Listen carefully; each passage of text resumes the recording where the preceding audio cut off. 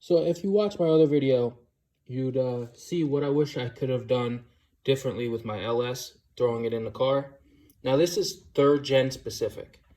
These are 4th gen motor mounts with polyurethane inserts.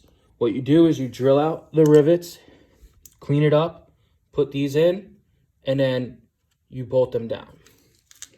So my motor wouldn't fit into the K-member and the motor mounts that are from Spawn. They're the same if you get them from Hawks Motorsports. Almost every motor mount for an LS1, except for like BMR or the generic ones where you have to move them and adjust them, that uses like the stock 3rd gen motor mount, like the old style clamshell, it's gonna be like this. So this would not fit in my car. With the 3rd gen LS swap stands, it would not fit. Now I had a Spawn K-member too, and it should be like stock, but they would not fit. This was the driver side, and this fit. I got it bolted down. Went to go do the passenger side. I realized that this tab over here was blocking it from going. I took my Dremel, I Dremeled this off, and there was one over on the other side somewhere, and I just hacked it off. Figured that would solve all my problems. Threw it back on the mount on the engine, dropped it down, still wouldn't fit. So I spent all this time doing these motor mounts. I had them stock from the LS1. I could have just left them alone, and I could have been done a lot easier.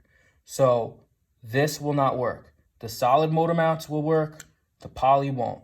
So I have a remanufactured Chinese knockoff stock 4th gen motor mounts in the car now, when I could have just used what came with the motor. Would have saved me about $100. So hope this helps. Do not use the polyurethane inserts on these motor mounts from the 4th gen. It will not work with those Spawn engine stands, Hawks engine stands. I'm not sure about the BMR engine stand, but save your money, save your time. Just go with the stock one.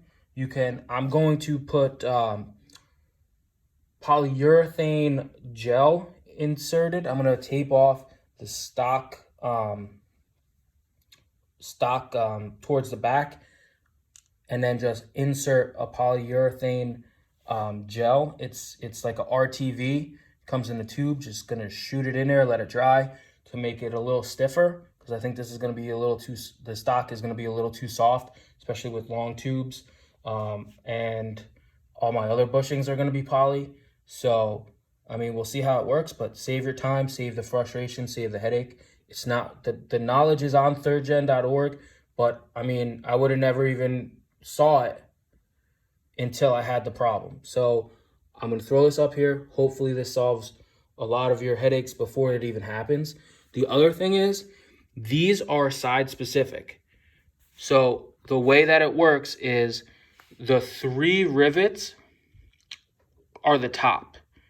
Okay, so 1, 2, 3, this is a rivet. The other ones aren't really actually.